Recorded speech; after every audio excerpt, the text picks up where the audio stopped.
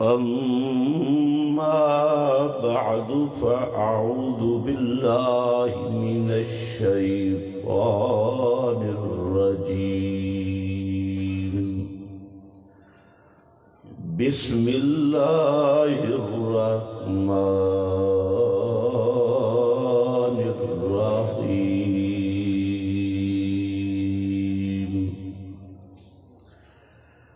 هو الحي لا إله إلا هو فادعوه مخلصين له الدين.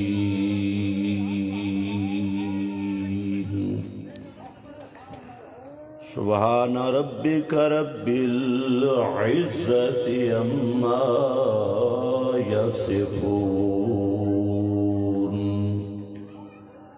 وسلام على المرسلين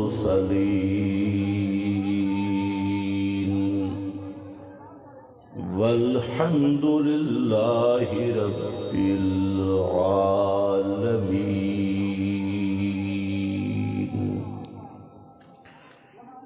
انتہائی قابل قدر معزز علماء کرام، فرزندان توحید و سنت، آج کی یہ پر رونق مجلس اور اجتماع فکر آخرت کے عنوان سے معنون ہے، اور میرے بعد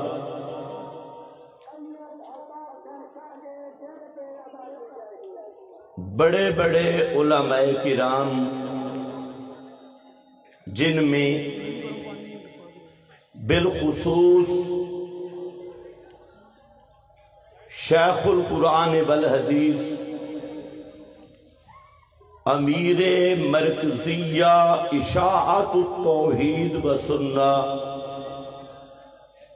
شیخ القرآن حضرت مولانا علامہ محمد طیب طاہری دامت فیوضہم، اور ان کے ساتھ واعظ خوش الہان حضرت مولانا علامہ احمد جمشید خان مفصل بیان فرمائیں گے۔ میں کچھ بیمار بھی ہوں، نقاہت بھی ہے، تھکاوٹ بھی ہے، اس لیے چند معروضات ٹوٹی پھوٹی میں آپ کے سامنے رکھتا ہوں۔ آج دور سے ہم گزر رہے ہیں، تقریباً 80% وہ لوگ ہیں جن کو آخرت کا فکر ہی نہیں، مادہ پرستی، دنیا پرستی،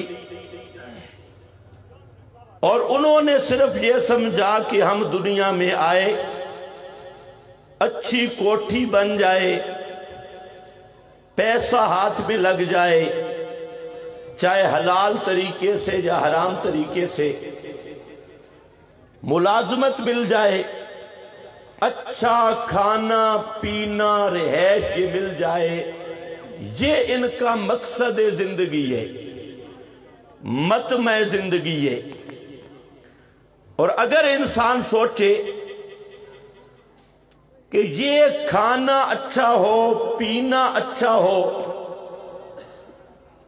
شادی کسی اچھی جگہ پہ ہو جائے، مکان اچھا مل جائے، رہائش اچھی مل جائے، یہ اگر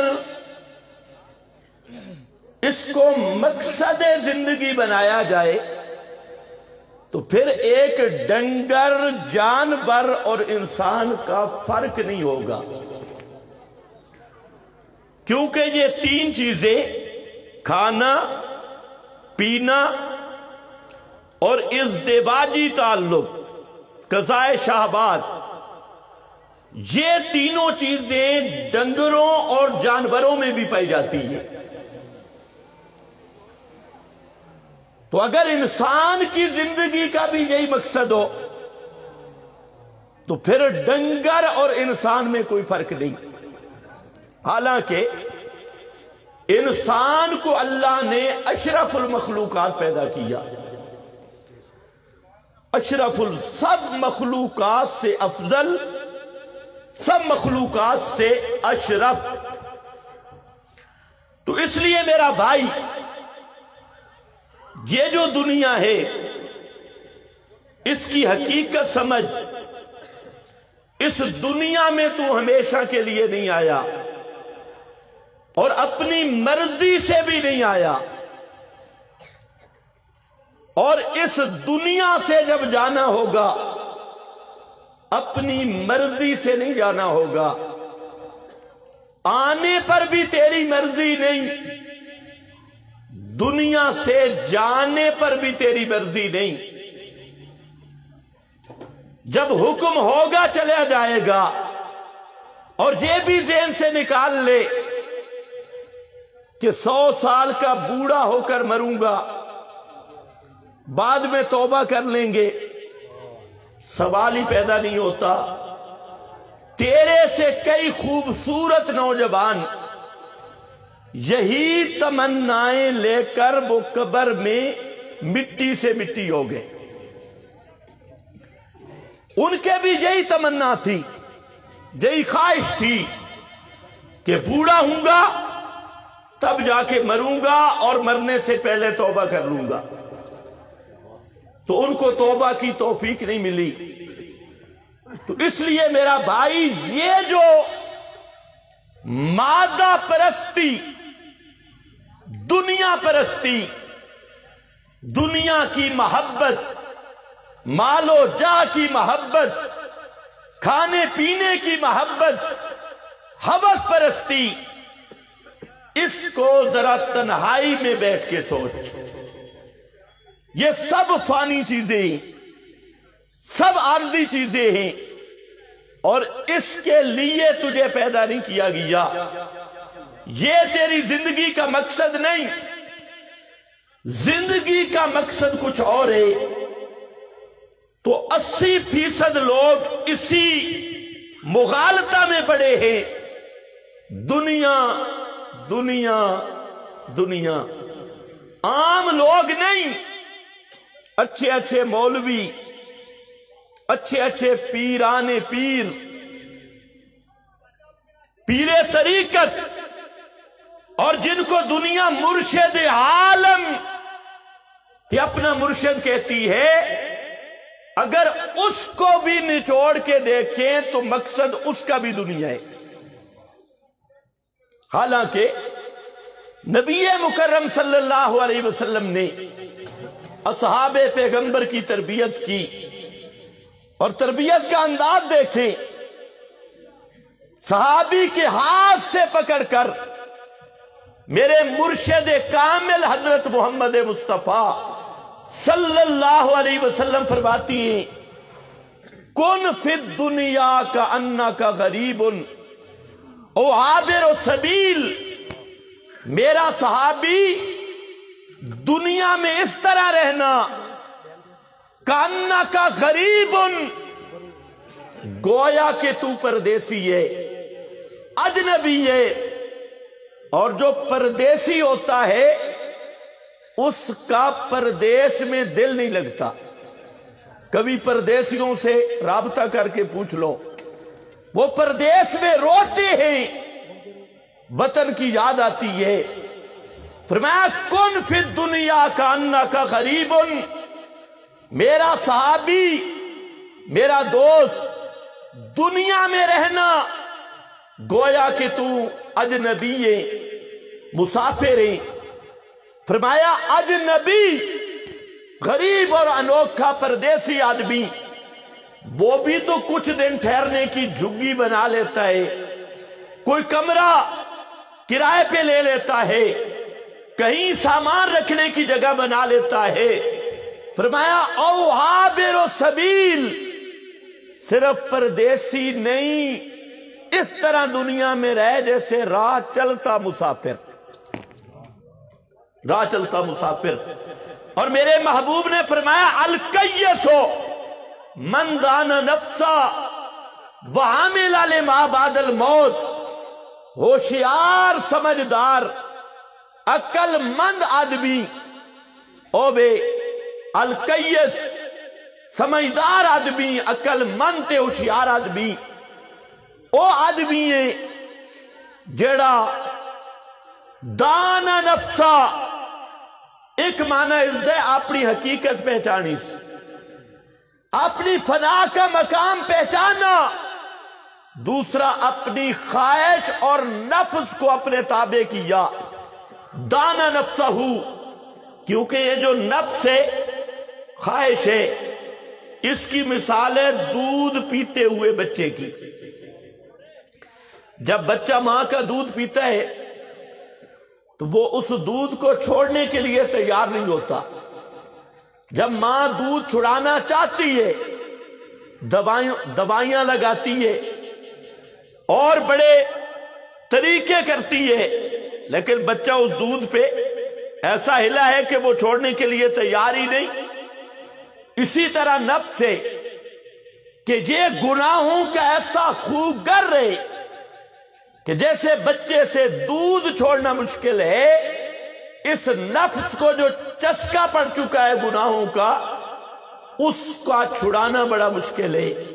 तो फरमाया दाना नफ्सा हूं, जो नफ्स के पीछे नहीं चला, नफ्स को अपना ताबे किया। वआमिला लिमा बादल मौत, और उसकी जिंदगी का मकसद मौत के बाद के हालात की तैयारी। आज मेरा भाई, वजह यह है मादियत परस्ती इतनी छा गई, हमारे घरों में आखिरत की फिक्र का तज़किरा नहीं। सहाबा किराम की आप जिंदगी देखें, पहले लोगों की जिंदगी देखें, उनके बिस्तर पे भी आखिरत का तज़किरा होता, उनके चूल्हों पर बैठ के भी आखिरत का तज़किरा होता। आपस में जब सहाबा मिला करते थे और वक़्त नहीं होता था, हदीस में मौजूद है, मुख्तसर वक़्त के बजाय मुख्तसर वक़्त में जब दो आदमी मिलते तो एक दूसरे को सूरतुल असर सुनाते, वल असर इन्नल इंसान लफी खुस्र, जमाना गवाह है, इंसान नुकसान है, इल्लल्लज़ीना आमनू वअमिलुस सालिहात। अल-ग़रज़, पैगंबर की तरबियत ये थी कि बिस्तर पे आ तब भी आखिरत को सोच, नींद से उठ तब भी आखिरत को सोच। नींद से उठने वाली दुआ याद है, अल्हम्दुलिल्लाहिल्लज़ी अहयाना बादा मा, आखिरत की याद। सोने लग आखिरत की याद, बीवी बच्चों के सामने आ, आखिरत की फिक्र कर, आखिरत का तज़किरा कर, सफर पे जा, सवारी पे कदम रख, वो दुआ भी सोच लो। आखिरत की फिक्र है कि जब सवारी पे चढ़ता है तो क्या दुआ पढ़ते हैं, हाजा आगे, मा कुन्ना लहू आगे, इन्ना इला रब्बेना, ए जुमला क्या है, इन्ना इला रब्बेना। उत्थे भी अल्लाह आखिरत याद दिलाइए, तरबियत ये दी कि इस सफर पे भी जा रहा है और एक और सफर भी पेश आने वाला है। इन्ना इला रब्बेना, असी अपने रब वाले पासे लौट के जासा। इस वास्ते दुनिया के सफरों में आखिरत का सफर भूल न जाना, दुनिया की रंगीनियों में आखिरत का सफर भूल न जाना। وہ आखिरत का सफर कैसा, आज तक जो उस सफर पे गया वो वापस नहीं आया। दुनिया के सफरों में तेरी तैयारी होती है, बड़ा माल होता है, अपना खर्चा उठाता है, और आखिरत का वो सफर है जिसके लिबास का जेब भी नहीं होता। दोस्त भी तुझे छोड़ के आ गए, वालिदैन भी छोड़ के आ गए, और मेरा भाई आखिरत का वो सफर है, इतना लंबा सफर है, इतनी लंबी मंजिलें हैं, बरज़ख की मंजिलें, क़यामत की मंजिलें, और एक दिन क़यामत का 50,000 साल का, सवा नेज़े के बराबर सूरज, हर एक अपने गुनाहों में गर्क, किसी का पसीना इतना कि वो गोते खा रहा है, किसी का नाक तक, किसी का गर्दन तक, और हर एक उसका दिल धड़क रहा है, उसका दिल हनाजिर घंटी को आने वाला है, और जमीन जमीन से बदल गई, वो तांबे की जमीन बन गई, हत्ता के मां को बेटी का होश नहीं, बेटी को मां का होश नहीं, हर एक, हत्ता के अंबिया की जुबान पे भी एक ही विरदेर, नफ्सी नफ्सी, रब्बे नफ्सी नफ्सी, रब्बे नफ्सी नफ्सी। ए मेरा परवरदिगार, आज मुझे अपनी रहमत की लपेट में ले ले, अपनी रहमत की चादर में मुझे छुपा ले, मैं किसी का कोई जिम्मेदार नहीं हूं, नफ्सी नफ्सी, अल्लाह मुझे बचा ले, मुझे बचा ले, मुझे बचा ले। ये कोई आम आदमी नहीं, ये आदम सफीउल्लाह कह रहे हैं, ये हजरत मूसा कलीमुल्लाह वो कह रहे हैं, ये हजरत इब्राहिम खलीलुल्लाह वो कह रहे हैं, रब्बे नफ्सी नफ्सी। ये तो एक हैं अंबिया के खातम रहमतुल लिल आलमीन हजरत मोहम्मद मुस्तफा सल्लल्लाहु अलैहि वसल्लम। जब आप तक मामला पहुंचेगा तो आप अर्ज करेंगे, आना लहा आना लहा, रब्बे उम्मती उम्मती, आना लहा आना लहा।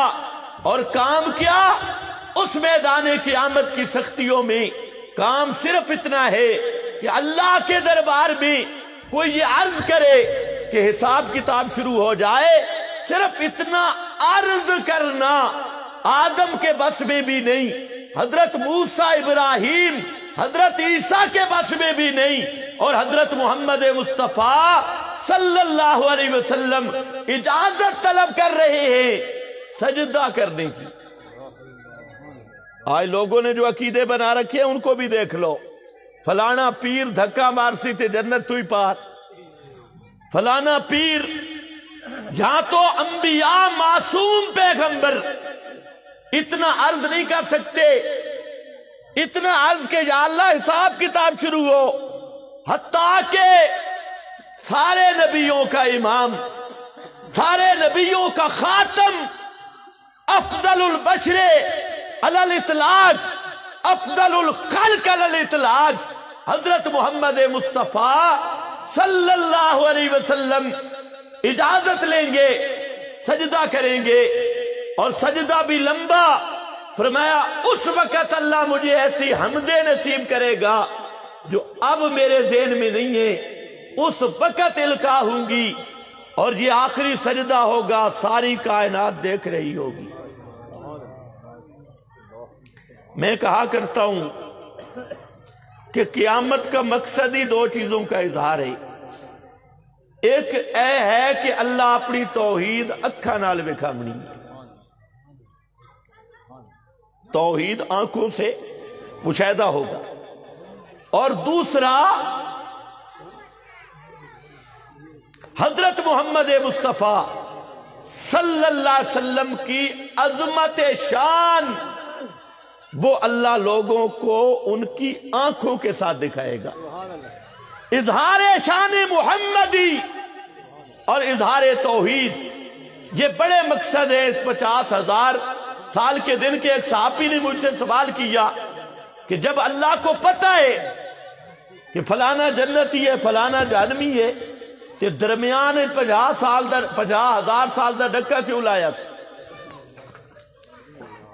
50,000 سال کا یہ دن کیوں رکھا؟ جب اللہ کو پتہ ہے فلاں جنتی ہے فلاں. بات سمجھ رہے ہو کہ نہیں؟ تقریر میں نے شروع کر دی ہے، تقریر نہیں شروع ہوئی.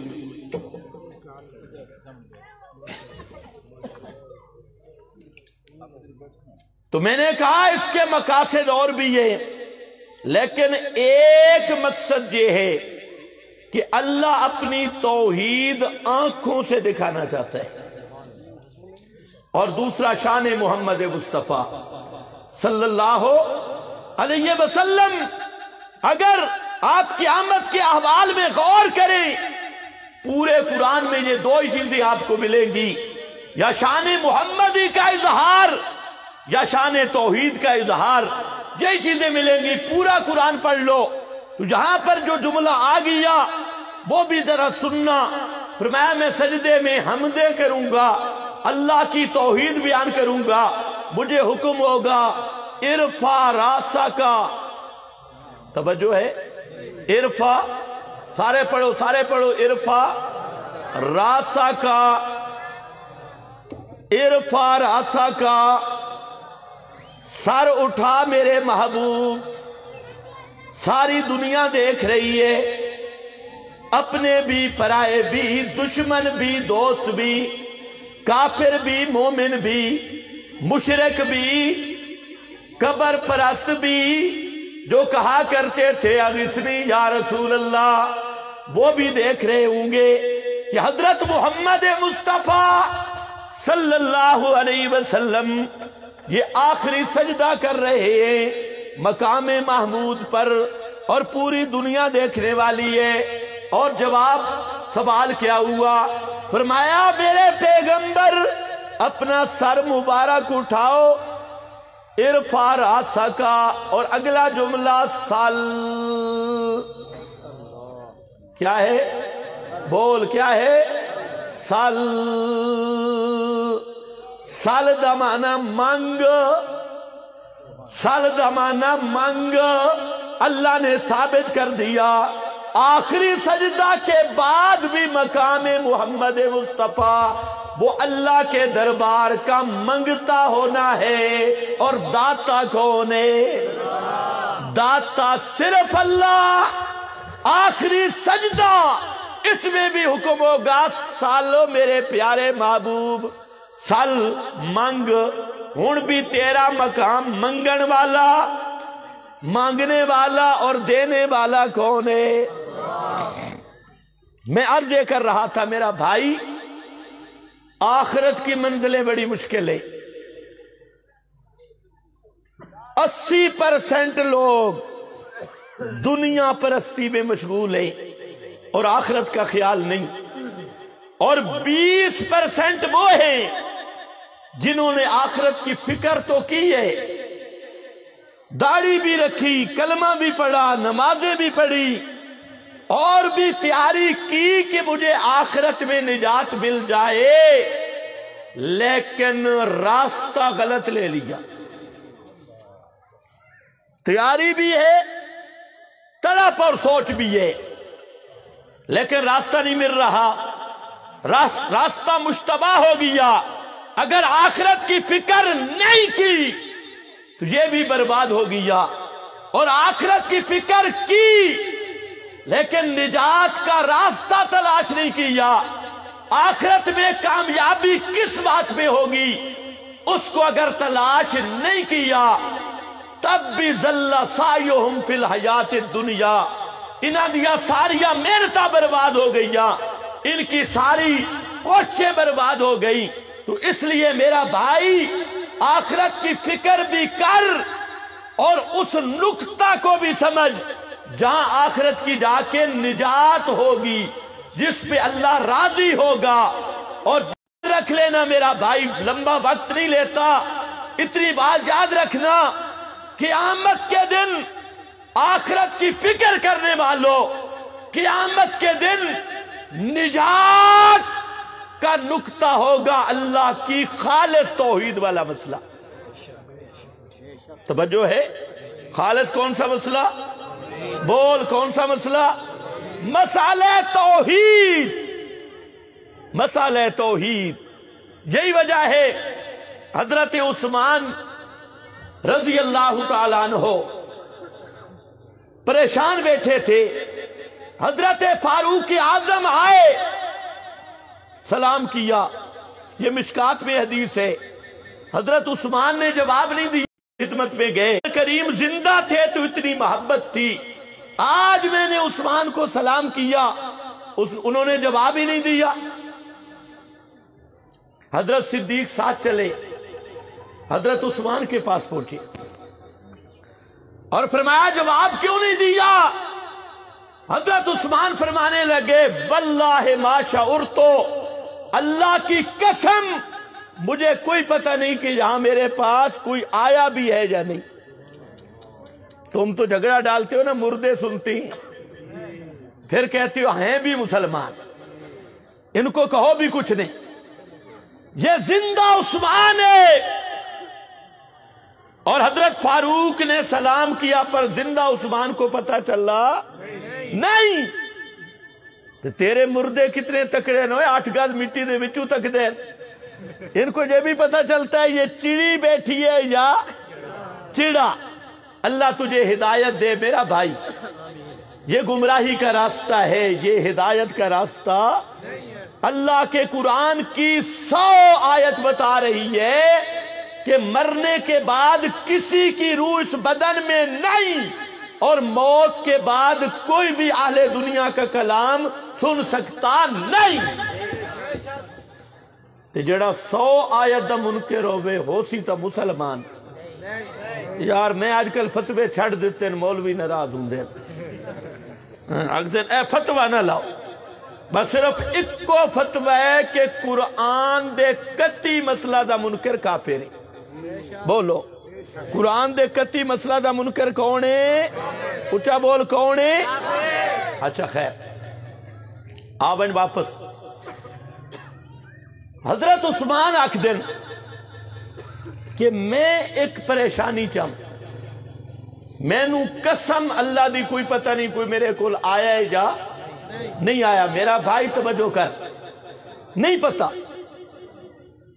اچھا کہ میں تھوڑا جیا پریشان، میں اسے پریشانی بھی سوچ چپیا تو میں نو ہوش نہ رہیا۔ اس سوچ کے بھی فرمانے لگے یہ دین کے مسئلے، اور ہر آیت میں حکم موجود ہے، بڑے احکام ہیں، صرف سورہ بقرہ میں 2000 احکام موجود ہیں، یہ بڑا لمبا سلسلہ ہے۔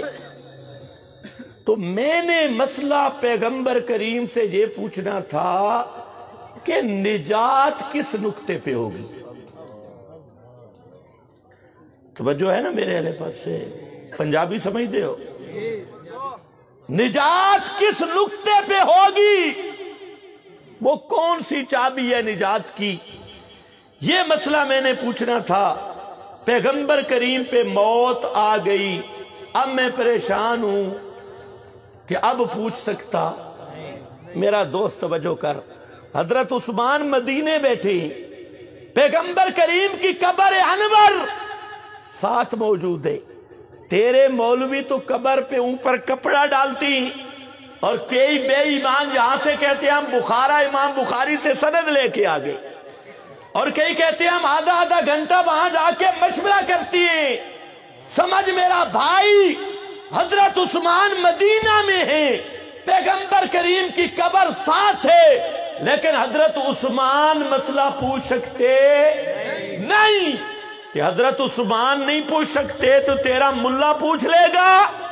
یہ مراقبے والی خرکار یہ پوچھے گی اور یہ مسائل پوچھے گا، اور جہاں تو احادیث کی کثرت موجود ہے۔ ایک صحابی مدینہ سے چلتا ہے اور دمشق پہنچتا ہے حضرت ابو دردہ رضی اللہ تعالیٰ عنہ کے پاس، اور کہتے ہیں جئتُ من مدینۃ الرسول، میں اللہ کے رسول کے شہر سے آیا ہوں، اور ما جئتُ لحاجۃ، مجھے کوئی دوسرا کام نہیں، صرف ایک ہی کام ہے، اور میں آیا ہوں ایک حدیث کی تحقیق کے لیے۔ مجھے پتا چلا وہ حدیث آپ کے پاس ہے اور کسی کے پاس۔ یہ آدمی کہاں سے چلا؟ مدینہ سے، اور کہاں پہنچا؟ دمشق، اور یہ میرے نبی کا صحابی ہے۔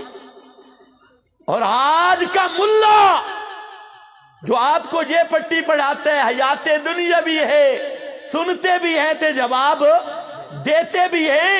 سوال یہ ہے، اگر تیرے مولوی کی سنتے اور جواب دیتے ہیں تو اس صحابی کو دمشق کا سفر کیوں کرنا پڑا؟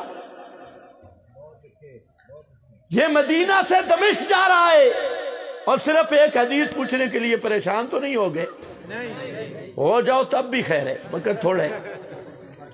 سن بخاری، یہ تو میرا موضوع نہیں، درمیان میں بات آ گئی۔ بخاری شریف سن، ایک عورت پیغمبر کریم کی خدمت میں آتی ہے اور اپنا ایک کام ذکر کرنا چاہتی ہے۔ نبی کریم علیہ السلام فرماتے ہیں کل آنا۔ آگے وہ بھی صحابیہ تھی، اس نے سوال کیا، سوال کا جواب دینا بھی میرے نبی کی سنت ہے۔ آج تو مولوی پہ سوال کرو تو اس کی رگیں پھونکی جاتی ہیں، میری بے ادبی ہو گئی۔ یہ الگ مسئلہ ہے کہ اسے آتی کوئی چیز نہیں۔ اس عورت نے پیغمبر پر سوال کیا، صحابی ہے، اور کہتی ہے اللہ کے محبوب، اگر میں کل آؤں وَلَمْ أَجِدْ کا، اگر میں کل آؤں وَلَمْ أَجِدْ کا كَأَنَّهَا تُرِيدُ الْمَوْتِ،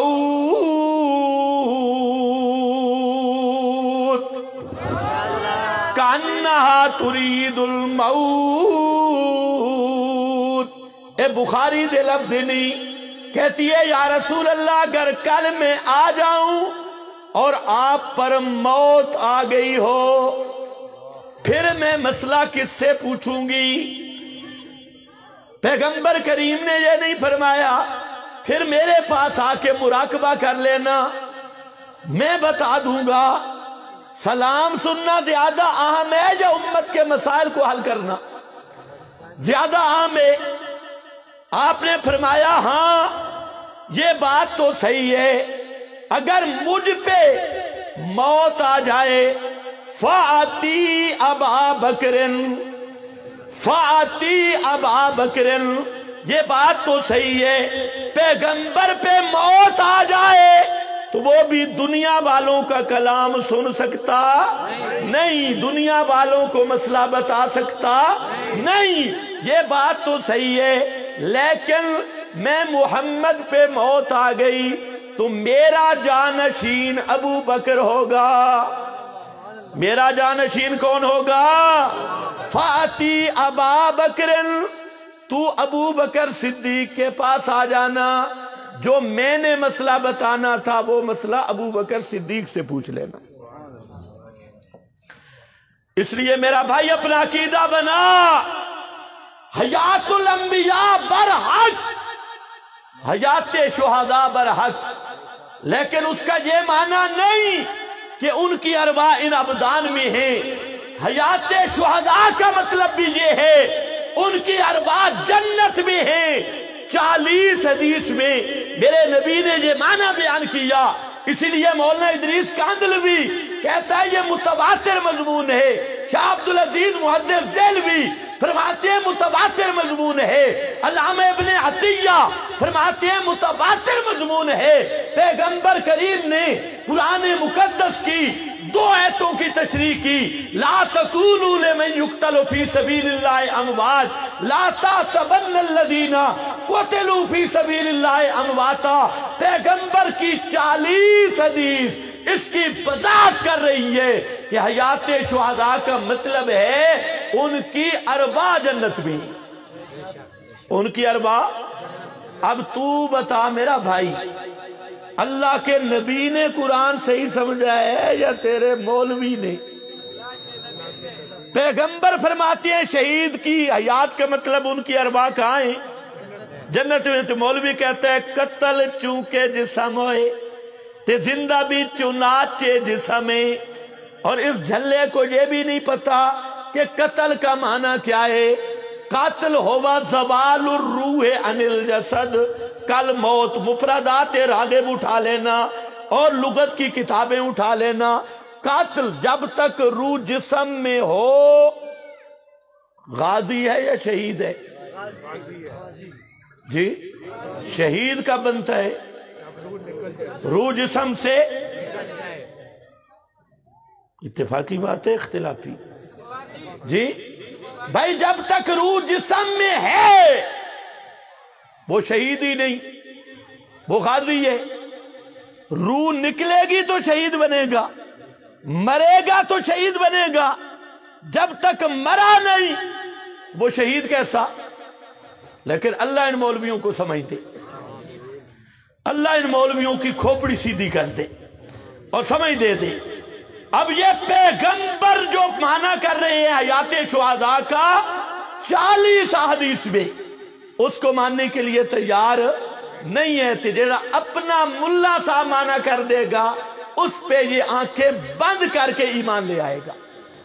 ہم تو بھائی پیغمبر کے مقابلے میں کسی ملا کی کوئی حیثیت مانتے نہیں۔ ہم کہتے ہیں جو پیغمبر نے قرآن کو سمجھا ہے ایسا قرآن سمجھنے والا نہ کوئی دنیا میں آیا نہ قیامت تک آ سکتا ہے۔ تو ویسے مولویوں کی اگر بات ہو تو اللہ کے فضل سے 14 صدیوں کے حوالے میرے پاس موجود ہیں۔ اگر کوئی دیوبند کے نام پہ روٹیاں کھائے، عجوے باربعین کا حوالہ دے رہا ہوں، حضرت نانوتوی رحمت اللہ تعالی علیہ فرماتے ہیں قرآن نے شہید کو زندہ کہا لیکن جسم شہید کا مردہ ہے، جسم شہید کا۔ اور آب حیات بھی حضرت نانوتوی فرماتے ہیں ارواح شہداء اور مومنین کا ان ابدان کے ساتھ کوئی تعلق نہیں ہوتا۔ یہی بات مواہب الرحمن امیر علی ملی آبادی اس نے لکھی، یہی بات امام بیضاوی میں لکھی، لیکن لا تشعرون تنبیہ علی ان حیاتہم لیست بالجسد۔ یہی بات علامہ سیالکوٹی نے لکھی کہ یہ لیکن لا تشعرون کا جملہ یہ بتا رہا ہے کہ شہید کی اس جسم کی حیات نہیں، یہ وہ حیات ہے جو پیغمبر نے بیان کی ہے۔ توجہ ہے نا؟ کیوں پریشان ہو؟ یہ مسئلہ نہیں آیا، آخرت کی تیاری کرنی ہے نا۔ اگر عقیدہ غلط ہو گیا، کعبہ کے رب کی قسم کعبہ جانا بھی کام نہیں آئے گا۔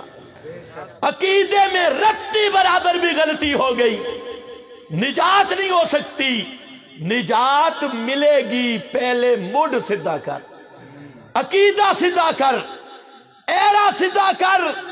اور عقیدہ سوائے کتاب و سنت سے کہیں مل سکتا؟ قرآن و سنت کے علاوہ عقیدے والی کوئی کتاب نہیں۔ عقیدہ جب ملے گا رب کے قرآن سے، جب ملے گا محمد کے سچے فرمان سے صلی اللہ علیہ وسلم۔ یہ تو میں حوالے دینے بیٹھ جاؤں، ابو حیان ادلسی کو دیکھ لو، فرمایا احیاء دون اجسادہم، ان کے خازن دیکھ، معالم دیکھ، لیکن ہمارا یہ مزاج نہیں۔ سنو میرے پیغمبر کی حدیث، بخاری شریف۔ لوگوں کو تو بخاری شریف سے بخار ہو جاتا ہے، اور یہ تو ہر جگہ پہ پڑھتے ہیں من صلی علیہ عند قبری سمیتہ، جو قبر پہ درود پڑھے میں سنتا ہوں، دور والا پہنچایا جاتا ہے۔ میں نے کہا ملا یہ حدیث کہاں ہے؟ بخاری میں ہے کہ جی نہیں جی۔ میں نے کہا مسلم میں؟ کہتا ہے نہیں جی۔ میں نے کہا ترمذی میں؟ کہتا ہے نہیں جی۔ ابن ماجہ میں نہیں جی، سنن نسائی میں نہیں جی، امام ابو حنیفہ کی کتاب میں نہیں جی، امام احمد کی کتاب میں نہیں جی، امام مالک کی کتاب میں نہیں جی، امام شافعی کی کتاب میں نہیں جی، میں نے کہا کچھ تے کھوپڑی حاضر رکھ، 4 مجتہدین کو بھی نہیں ملی، 6 محدثین سیاہ ستہ والے ان کو بھی نہیں ملی، تے کچھ تو رب کا حیا چا کر جو 6 محدثین کو بھی روایت نہ ملے، 4 مجتہدین اہل سنت کے 4 امام ان کو بھی نہیں ملے، اور تو اس روایت پر عقیدے کی بنیاد رکھ رہا ہے۔ کس کی بنیاد رکھ رہا ہے؟ لوگوں کو عقیدے کے نام پر برگلا رہا ہے۔ اور سن، من صلی علیہ عند قبری، یہ جو روایت ہے کہ میری قبر پہ جو درود پڑے میں سنتا ہوں، اس کو علامہ عقیلی نے 3 صدی کا محدث اپنی کتاب الضعفاء میں لکھا، لا اصل لہ عن العامش، اس روایت کی اصل ہی کوئی نہیں، جڑی کوئی نہیں، یہ ملا کا ڈٹ اور جھوٹ ہے۔ یہ علامہ عقیلی کی کتاب الضعفاء اٹھا، علامہ ابن جوزی محدث نے الموضوعات میں لکھا، موضوع علی رسول اللہ، یہ اللہ کے رسول پر جھوٹ ہے اور یہ پیغمبر کا فرمان نہیں۔ امام ابن تیمیہ نے الرد علی الخنائی میں لکھا، موضوع ابن عبد الحادی نے الصارم المنکی میں لکھا، یہ جھوٹ ہے، پیغمبر کا فرمان نہیں ہے۔ علامہ کوثری نے اور حضرات نے اس پر بحث کی اور فرمایا کہ یہ پیغمبر کریم کا فرمان نہیں۔ یہ کوئی کتاب بھی نہ ملے تو تفسیر ابن کثیر دیکھ لے، اس میں بھی لکھا ہے یہ پیغمبر کا فرمان۔ اور یہ پتہ ہے من کذب علیہ متعمدا، جو جان بوجھ کر جھوٹی روایتیں نبی کے ذمہ لگائے، پیغمبر نے فرمایا فَلْيَتَبَوَّأْ مَقْعَدَهُ مِنَ النَّارِ، کہ وہ ظالم اپنا ٹھکانہ جہنم میں بنا لے۔ خیر واپس آ جا، حدیث بھی بخاری میں حضرت ام حارثہ نبی کریم علیہ السلام کے پاس آئیں اور کہتی ہیں اللہ کے محبوب میرا بیٹا حارثہ قتل ہو گیا، لوگ باتیں کر رہے ہیں کہ کسی مسلمان کا تیر اس کو بھول سے لگ گیا، اپنے کا تیر لگائے، میں آپ سے پوچھنے کے لیے آئی ہوں۔ اب ذرا جملہ دیکھنا، ان کان فی الجنت صبرتو، اگر میرا بیٹا حارثہ شہید ہے تو پھر تو مجھے یقین تے پکے کہ وہ جنت بچ ہو سی۔ وہ پیغمبر دے زمانے زنانیاں نے یہ مسئلہ پتا ہے جو شہید دی زندگی کی تو دیئے تے تیرے ایڈے شیخ الحدیث نو سمجھ نہیں پی جاندی۔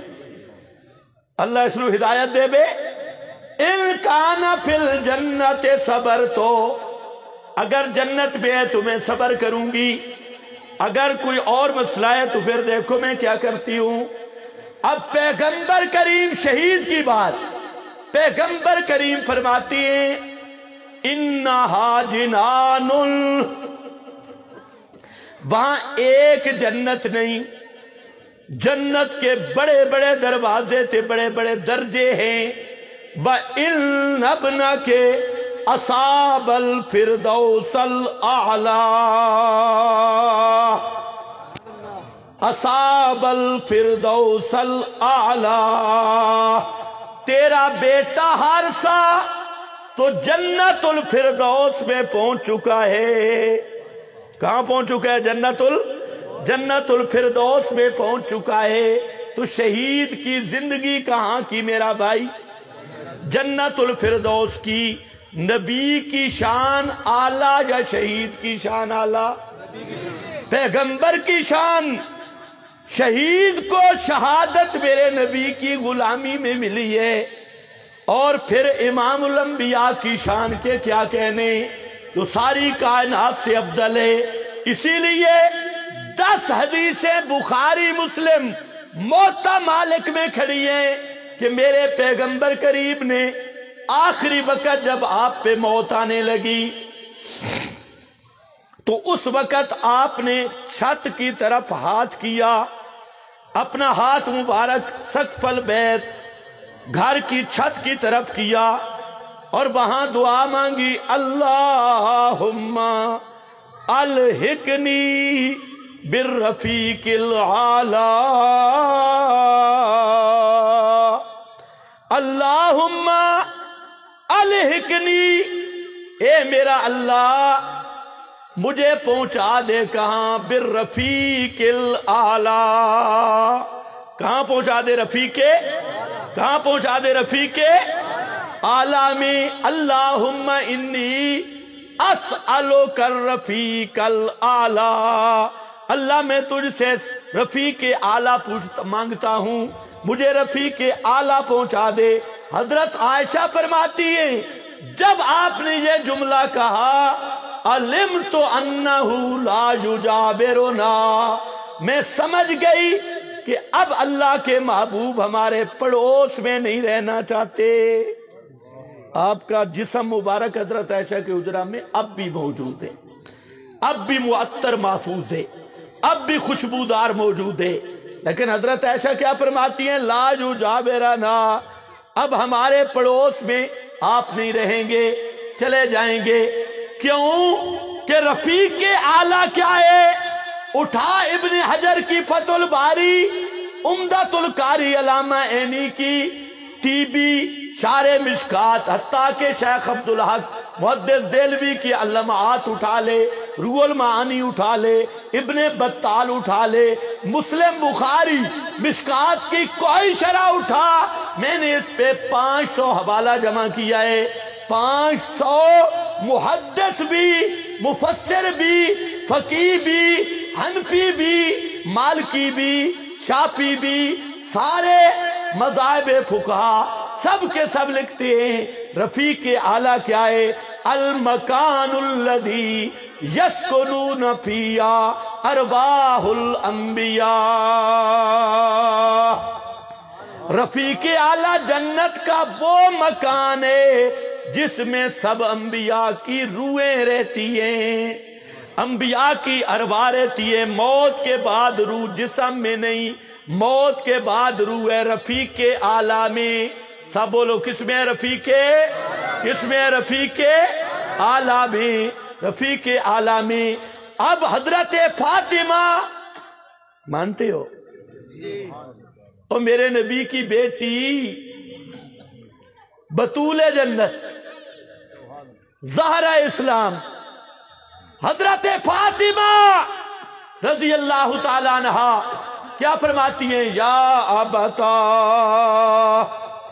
من جنت الفردوس ماوا، اے میرے ابا جان ہمیں چھوڑ کے آپ نے جنت الفردوس کو ڈیرا لگا لیا، مستقر اور ماوا بنا لیا، رفیق اعلیٰ کا معنی بتا دیا جنت الفردوس۔ اب جنت الفردوس کہاں ہے مولوی؟ جہاں ڈنڈی مارے گا، اس لیے یہ بھی بخاری سے سن تاکہ تیرے بخار اتر جائیں۔ پیغمبر کریم نے فرمایا اذا سألتم اللہ فاسألوہ الفردوس، او لوگو جب اللہ سے مانگا کرو تو جنت الفردوس مانگا کرو۔ کیوں؟ وہ جنت الفردوس کیا ہے؟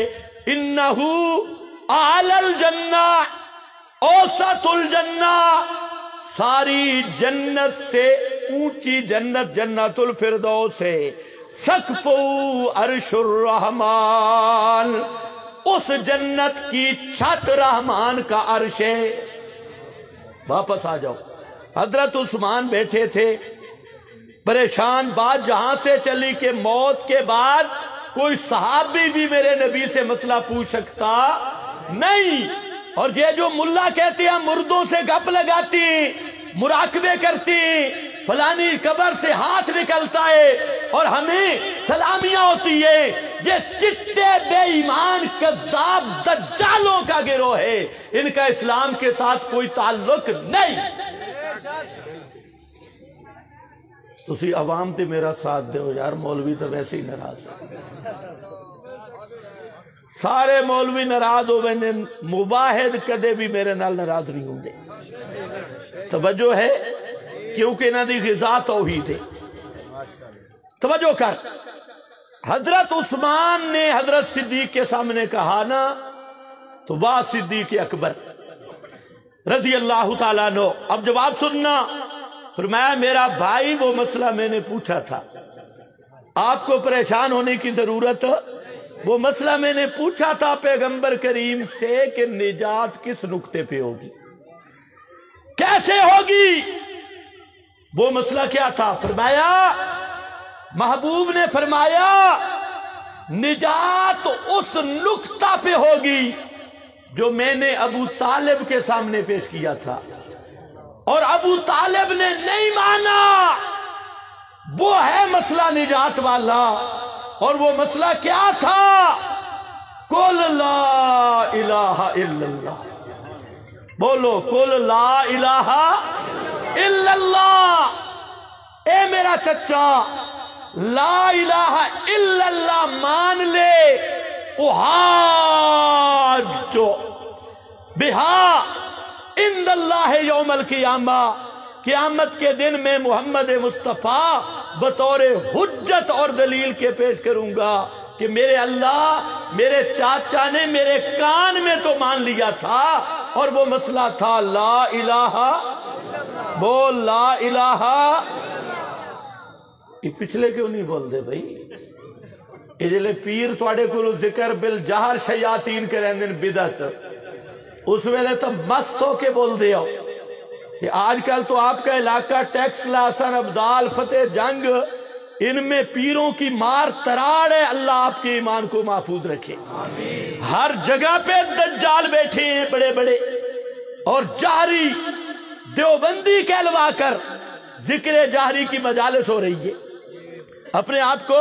हालांकि शेखुल हदीस मौलाना सरफराज खान सफदर 2 रिसाले लिख गए, इख्फाउ जिक्र और हुक्म जिक्र बिलजार, जिसमें शेखुल हदीस ने दलाइल से साबित किया कि जिक्र बिलजार ये बिदअत है।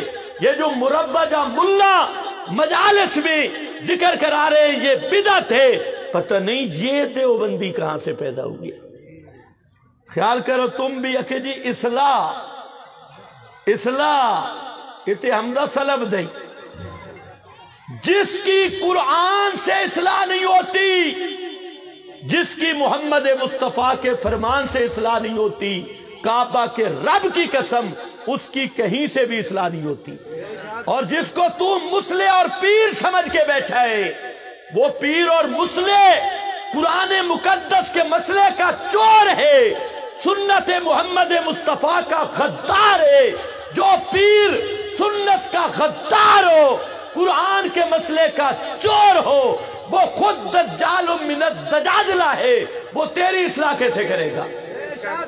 जिस पीर का अपना अकीदा कुरान के मुताबिक नहीं, अमल सुन्नत के मुताबिक नहीं, और सच्चा पीर वो होता है जिसके सीने में मेरे रब का कुरान हो और जिसके सफीने में मेरे नबी का फरमान हो। वो सच्चा मुर्शिद है, सच्चा पीर है।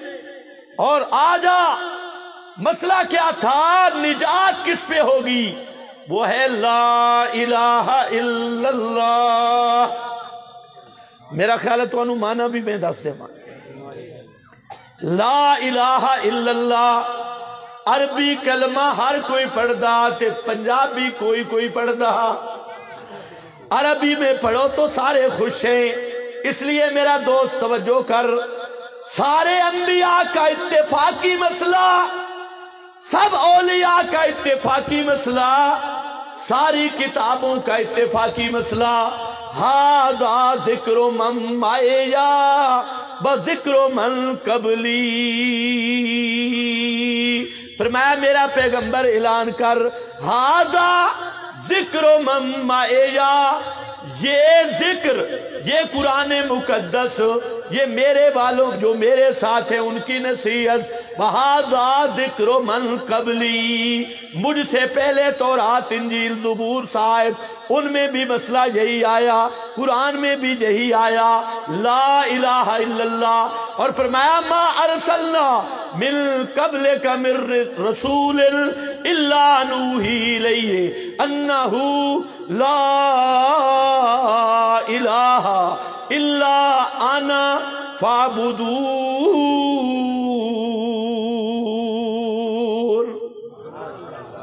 हर पैगंबर की दावत है ला इलाहा। मुख्तसर माना समझ, ला भी आसान, इल्ला भी आसान, ते लफ्ज़े अल्लाह भी अबू जाल भी जानदा है लफ्ज़े अल्लाह। सिर्फ इतना नहीं, अल्लाह खाले के, अल्लाह माले के, अल्लाह राज़े के भी जानदा है। सूरह यूनुस पढ़ ले। ला दा माना नहीं, इल्ला दा माना ते अल्लाह जान दे हो।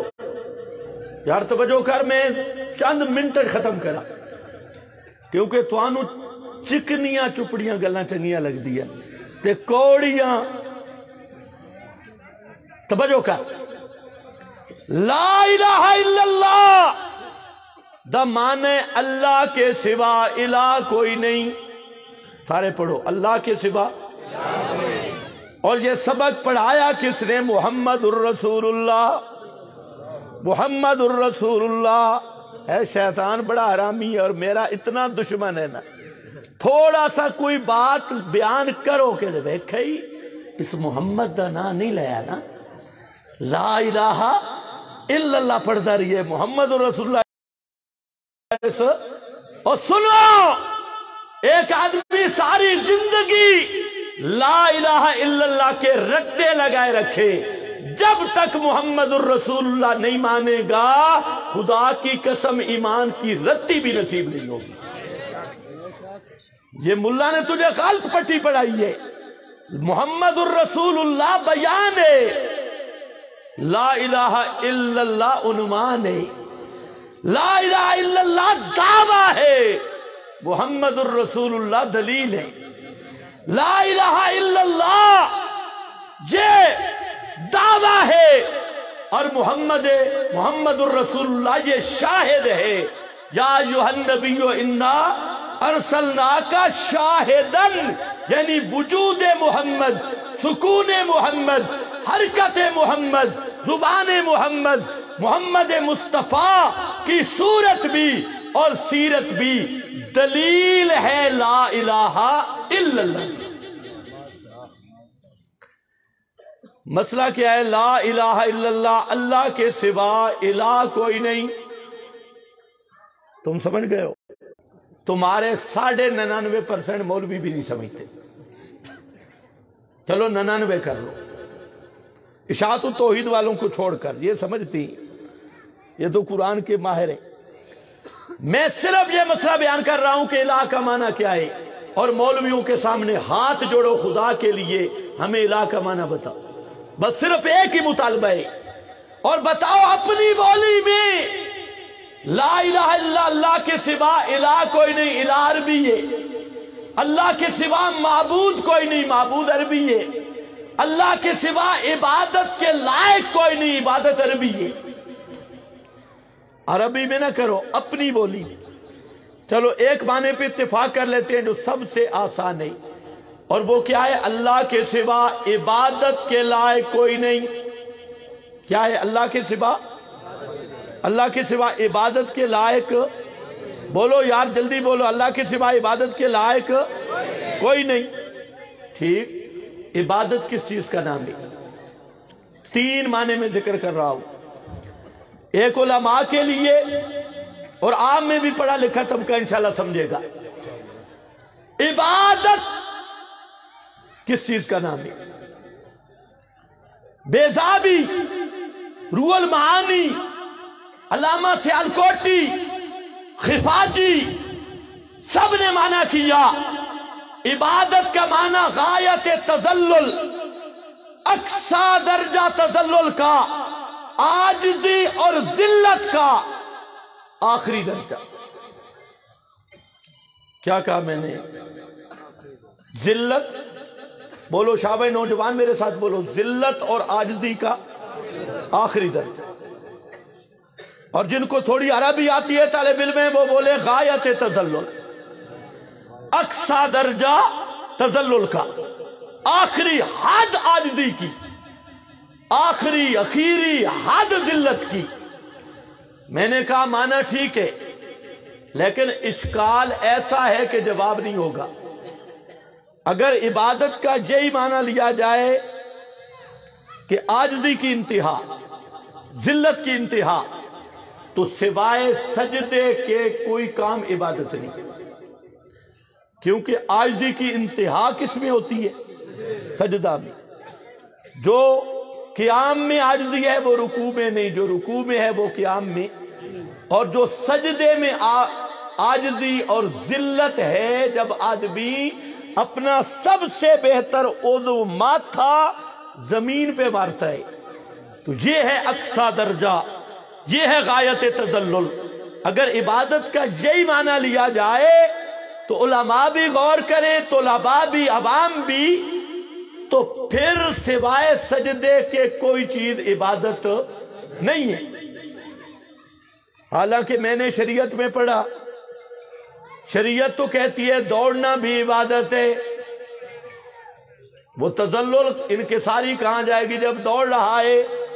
ہنسنا بھی عبادت ہے، رونا بھی عبادت ہے، ہو پیغمبر کریم کے اسوہ حسنہ کے مطابق لڑنا بھی عبادت ہے، غصہ کرنا بھی عبادت ہے، توجہ ہے، سونا بھی عبادت ہے۔ تم کہتے ہو نا بھئی بزرگ علماء کا سونا، یہ بھی کیا ہے؟ اچھی توجہ بھی ہے اس کی کہ جب تک آج کل کا مولوی سویا رہتا ہے دین اس کی تخریب کاری سے محفوظ رہتا ہے، اس لحاظ سے اس کی بھی عبادت ہے۔ علماء سو کے لیے یہی توجہ ہے، علماء حق کا تو مقام ہی اور ہے۔ خیر بہرحال سنو، سینہ تان کے مونچھوں کو تا دینا بھی عبادت ہے۔ علماء نے لکھا ہے ہر تکبر حرام ہے، لیکن مشرک اور بدعتی کے سامنے اظہار تکبر عین عبادت ہے۔ اب کئی پریشان ہو جائیں گے، یار طواف جاتے ہو، حاجی بیٹھے ہو، یہ جو پہلے چکر ہے اس میں آکڑتے ہو کہ نہیں آکڑتے؟ کیا بولتے ہو اس کو؟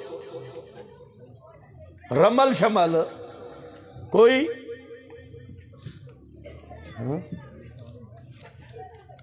اچھا جی، مختصر انشاءاللہ معنی تو میں سمجھا کے اٹھوں گا۔ توجہ، فکر آخرت کا کوئی سیڈ بھی تو ملے نا کہ فکر آخرت کرنی کیسے، نجات کیسے ہوگی، اور کلمے کا معنی سمجھے بغیر نجات نہیں، کیونکہ کلمہ اس پہ لا الہ الا اللہ پہ ایمان لانا ہے، ایمان تصدیق ہے، تصدیق علم ہے، تو جب جانے ہی نہیں تو مانے گا کیسے؟ پہلے جاننا ہوگا پھر ماننا ہوگا۔ تو اس لیے میرا بھائی، میں نے سوال یہ کیا کہ عبادت کا معنی عاجزی اور تذلل کا آخری درجہ، جبکہ اگر یہ معنی کیا جائے سوائے سجدے کے کوئی چیز عبادت نہیں بنتی، کیونکہ جو سجدے میں ذلت ہے، عاجزی ہے، یہ کسی اور میں نہیں ہے۔ اس لیے جبکہ شریعت میں سونا عبادت، اٹھنا عبادت، بیٹھنا عبادت، لیٹنا عبادت، چلنا عبادت، پھرنا عبادت، حتیٰ کہ مشرک کے سامنے اکڑنا بھی عبادت۔ اکڑ اور ذلت کا کیا جوڑ ہے پھر؟ اس لیے اس اشکال کا حل کیا علامہ ابن القیم نے رحمت اللہ تعالی علیہ مدارج السالکین میں، فرماتے ہیں صرف اتنا فرق، عاجزی اور ذلت دو طرح ہے، ایک عاجزی اور ذلت ہے اعضاء کی ظاہری، اور ایک عاجزی اور ذلت ہے باطنی عقیدے کی۔ یہاں جو غایت تذلل کہا گیا یہ صرف اعضاء کی عاجزی نہیں، اس سے مراد ہے عقیدے والی ذلت، عقیدے والی عاجزی، باطنی عاجزی۔ اس لیے فرمایا العبادت عبارت عن الاعتقاد والشعور بأن للمعبود سلطة غیبیة यक़दिरु बिहा अलन नफ़े व अलन दररे फकुल्लु नज़ाइन व सनाइन यंशउ मिन हाज़ल एतिक़ाद फहियल इबादा। इबादत किसका नाम है? इबारतुन अनिल एतिक़ाद, अकीदे का नाम है, तसल्लुल अकीदे का। और वो क्या? किसी हस्ती को माफोकल असबाब सुनने वाला समझना, किसी हस्ती को माफोकल असबाब जानने वाला समझना, किसी हस्ती को माफोकल असबाब तसर्रुफ करने वाला समझना, ये शान किसी हस्ती की मानना, ये है इबारतुन अनिल एतिक़ाद, इबारतुन अनिल एतिक़ाद। अगर ये शान अल्लाह की मानी कि बगैर असबाब के सुनने वाला कौन? बोल, बगैर असबाब के सुनने वाला कौन? बगैर असबाब के जानने वाला कौन? बगैर असबाब के तसर्रुफ करने वाला कौन? अगर ये अल्लाह के लिए अकीदा रखा तो इस अकीदे की बेस और बुनियाद पर या अल्लाह कहना इबादत, अल्लाह की तरफ मंसूब चीजों की तरफ चलना ये रब की इबादत, अल्लाह को पुकारना इबादत, सर झुकाना इबादत, क़ियाम करना इबादत, उसी के नाम पे सोना इबादत, उसी के नाम पे रोना इबादत। लेकिन इबादत नाम किसका है? किसी हस्ती को माफोकल असबाब, माफोकल असबाब समझते हो? बगैर असबाब की। तो मेरी बात सुन रहे हो? या असबाब ही पहला सबब है सौत, आवाज, फिर ये आवाज आई हवा में, दूसरा फिर वो हवा ले गई कान के समाख में, तीसरा और फिर उस कान में रूह भी थी। अगर कान के पट्टे में रूह ना हो और आवाज पहुंचे, रूह ना हो, माशाअल्लाह हजरत शेखुल कुरान तशरीफ ले आए। मैं अपनी गुफ्तगू खत्म करता हूं। हजरत फरमा रहे हैं कि पूरा कर ले, मैं इंशाअल्लाह 2-3 मिनटों में पूरा कर लेता हूं। तवज्जो फरमाए, माफोकल असबाब, बगैर असबाब के ये गिलास मेरे पास है। आप में कोई आदमी हिम्मत करे, ये गिलास मैंने रख लिया, इसको जरा उठा के दिखाए, लेकिन हाथ आगे नहीं करना। अपनी जगह पे बैठो, गिलास मैंने रख दिया, ये पड़ा है। आप में कोई ऐसा कशवत वाला बुजुर्ग हो, अपनी जगह से हिले भी नहीं और ये गिलास उठाए, हाथ भी आगे नहीं करना, कर लोगे जी? क्यों? बगैर सबब के नहीं होता। मैं कह सकता हूं कि हसन अब्दाल के लोग एक गिलास भी नहीं उठा सकते, और मैं ये उठा रहा हूं। यह है तहतल असबाब। और जो तुम्हें कह रहा हूं वहां हिलना, हाथ आगे नहीं करना, ते गैबी कुव्वत से उठाओ, ये क्या है? फोकल। ये क्या है? फोकल। जहां असबाब नहीं, अल्लाह की हर शान फोकल असबाबी। यही अकीदा रखना कि बगैर असबाब के सुनने वाला कौन? अगर ये अकीदा अल्लाह के बारे में है तो या अल्लाह कहना इबादत। अगर यही अकीदा मोहम्मद मुस्तफ़ा के बारे में है कि अल्लाह के महबूब भी माफोकल असबाब हमारी पुकार को सुनते हैं, और इस अकीदे से या रसूल अल्लाह कहना ये रसूल की इबादत होगा। इस अकीदा से कि हजरत अली माफोकल असबाब मेरी पुकार को सुनते हैं, इस अकीदा से या अली कहना ये अली की इबादत होगा।